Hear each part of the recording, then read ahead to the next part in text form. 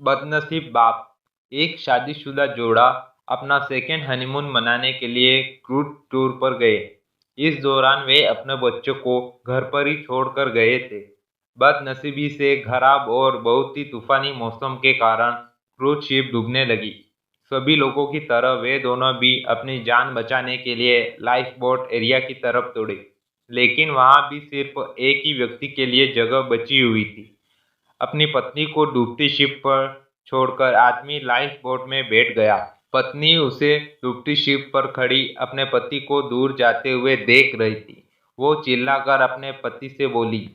इस कहानी को यहीं विराम देते हुए शिक्षक ने अपने सभी विद्यार्थियों को पूछा, क्या कोई अंदाजा लगा सकता है पत्नी ने पति से क्या कहा होगा? ज्यादातर विद्यार्थियों का एक समान उत्तर था। उन्होंने कहा, पत्नी बोली होगी कि मैंने तुमसे इतना प्यार किया और तुम मुझे इस तरह छोड़कर जा रहे हो, मैं तुमसे नफरत करती हूँ। शिक्षक की नज़र एक शांत बैठे विद्यार्थी पर पड़ी। शिक्षक ने उसे जाकर यह सवाल पूछा। विद्यार्थी बोला, मुझे लगता है वह बोली होगी, हमारे बच्चे का ध्यान रखना। शिक्षक को आश्चर्य हुआ। उन्होंने विद्यार्थी से पूछा, क्या तुमने यह कहानी पहले भी सुनी है? विद्यार्थी ने सर हिलाया और बोला, नहीं, लेकिन बीमारी की वजह से दम तोड़ते हुए मेरी माँ ने यही शब्द आखिर में मेरे पिता से कहे थे। शिक्षक ने उसे विद्यार्थी को सही जवाब देने के लिए शाबाशी दी। कहानी को आगे बढ़ाते हुए शिक्षक ने कहा, क्रूज शिप डूब गई और साथ में पत्नी भी। पति घर वापस लौट आया और उसने अकेले ही अपने बच्चों को पाल पोस कर बड़ा किया। कई सालों बाद उस पति की भी मौत हो गई। एक दिन उसकी बेटी, जो उसे अपनी माँ की मौत की जिम्मेदार मानती थी, अपने पिता के सामान को साफ करते हुए उसे एक डायरी मिली, जिसे पढ़कर उसे सच्चाई का पता लगा। डायरी में लिखा था, जब उसके माँ बाप उस क्रूज शिप पर गए थे, तब उन्हें पहले से ही पता था कि उसकी मम्मी को थर्ड स्टेज कैंसर है और इसलिए वो दोनों आखिरी बार एक साथ ज़्यादा से ज़्यादा समय बिता सके, इसलिए दोनों अकेले ही क्रूज शिप पर गए थे।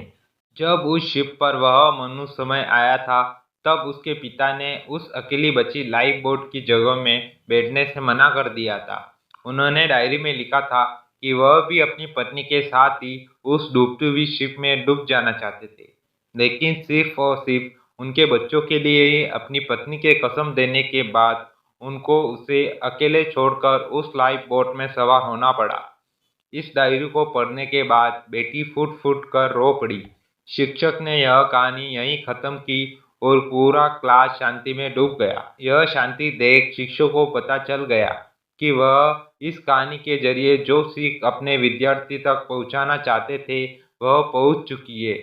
इस दुनिया में अच्छे और बुरे हर तरह के लोग हैं, लेकिन कभी भी परिस्थितियां ऐसी विकट हो जाती है कि आप बुरे या अच्छे का फैसला नहीं कर पाते। इसलिए कभी भी हमें कोई भी फैसला लेने में जल्दबाजी नहीं करनी चाहिए। सिर्फ बाहरी चीज़ों को जान लेने से किया गया फैसला कभी भी सही नहीं हो सकता। बिना किसी जांच पड़ताल के और बिना दूसरों का पॉइंट ऑफ व्यू समझे फैसला करना छोड़ दीजिए। वह जो होटल में आपके खाने का बिल भरते हैं, इसलिए नहीं क्योंकि उन्हें अपने पैसों का घमंड है, बल्कि इसलिए कि वह आपको पैसों से ज़्यादा अहमियत देते हैं। वो जो हमेशा आपकी मदद करने के लिए तैयार रहते हैं, इसलिए नहीं क्योंकि उन्हें आपसे कुछ चाहिए, बल्कि इसलिए क्योंकि वह आप में एक अच्छा दोस्त देखते हैं।